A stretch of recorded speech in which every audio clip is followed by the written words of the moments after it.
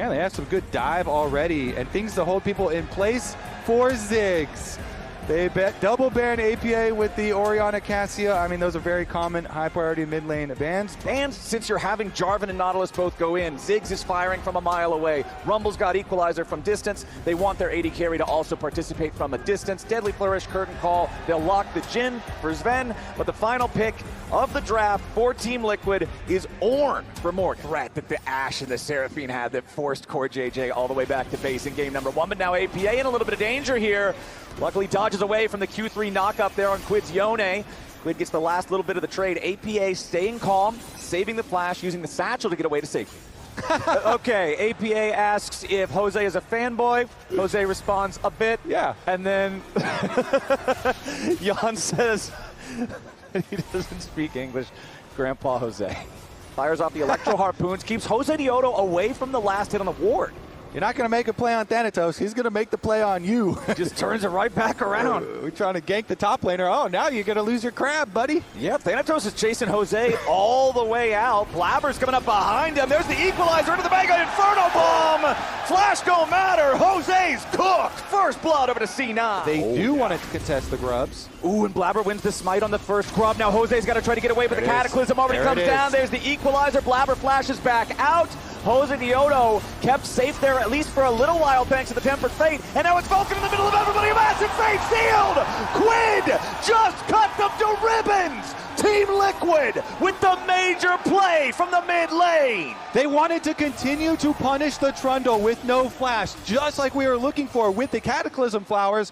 But Blabber does use the EQ to get the distance, then goes for Cataclysm, has to flash out. In the end, we're going to look at bottom lane instead. All right, Jan trying to evade the curtain call here. Wow. Sven, ooh, he misses the fourth one. And the flash from Jan to escape the dredge line means he lives to see another day. You get it? Nice.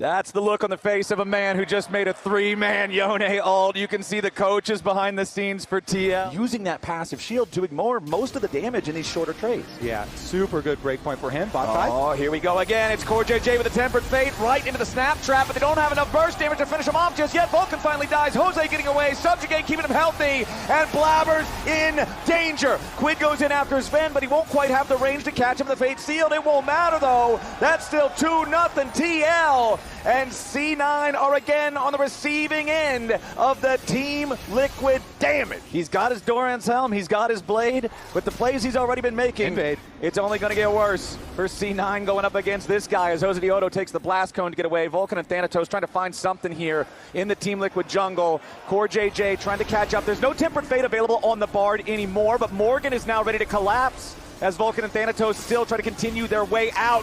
Dredgeline finds a Yordle snap trap. Vulcan takes a bit of damage from that. Thanatos got to be careful here. Morgan summons up to call the Forge God. Thanatos with the flash away, makes sure that he can't be caught in the CC. But now Morgan goes forward, finds the knock-up, and Vulcan's going to be low yet again. He can't Spider-Man to safety. Tempered Fate cooldown comes up at the very end of the fight, but misses the target. It's still +1 TL. Thanatos had to flash, so this Rumble, no flash.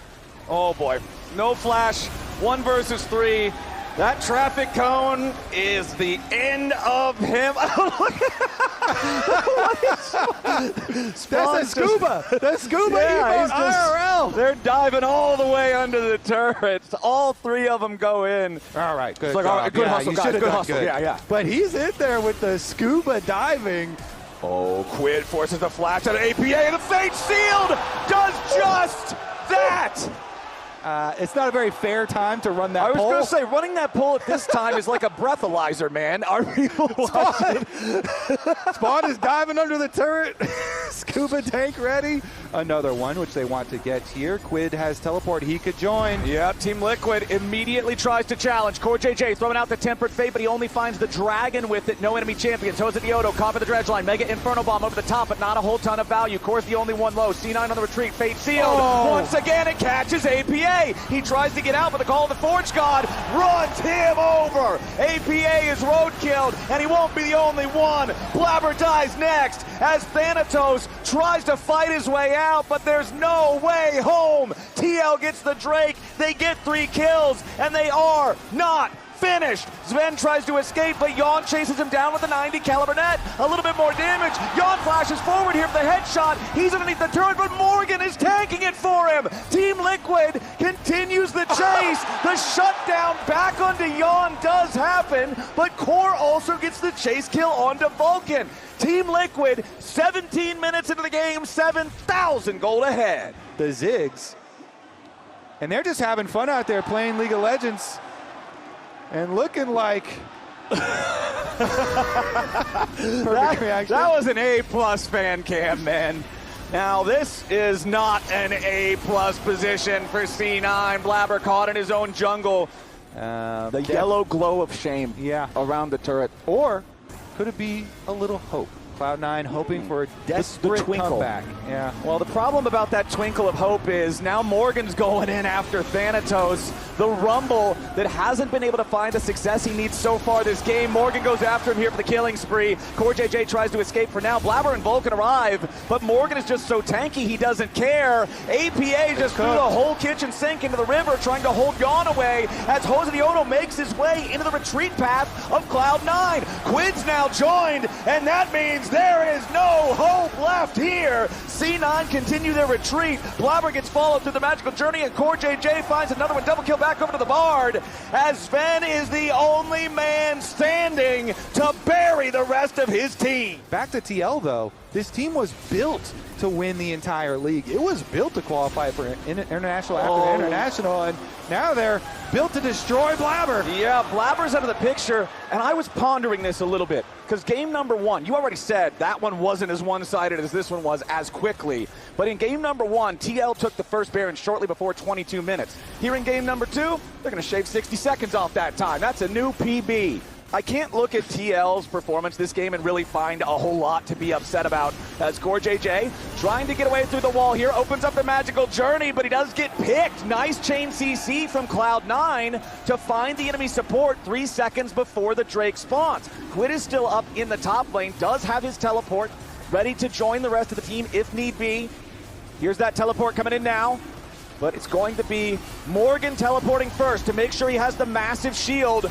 Stepping forward, C9 grouped up as 5. TL even down a man, controlling the Dragon Pit. Now Morgan with a massive 3-man knockup. Blabber's gonna die here at the very start of the fight as Jose Diodo is taken low, flashes to the edge of the Mega Inferno Bomb. He still falls down. Thanatos dies next. Morgan zoning away too as APA tries to get away from Quid. But no, sir, it's the same story every single time this game as Morgan just menacingly lumbers towards them and guarantees C9 has to stay away. I don't know if that was infiltration as much as it was just putting a battering ram to the door and saying knock knock. Team Liquid gonna knock their way through the top lane now as well as Quid knocks down APA once more. Jose Diodo kept alive, that tempered fate.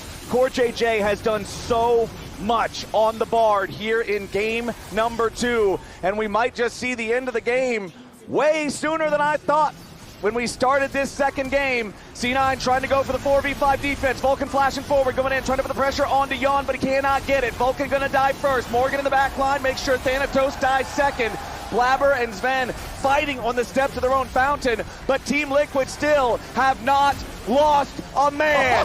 TL came to Arizona ready to qualify for MSI, ready to play in the finals tomorrow, and they are now one game away from getting it done. Team Liquid are not playing around. They're not wasting any time in this series either, Flowers.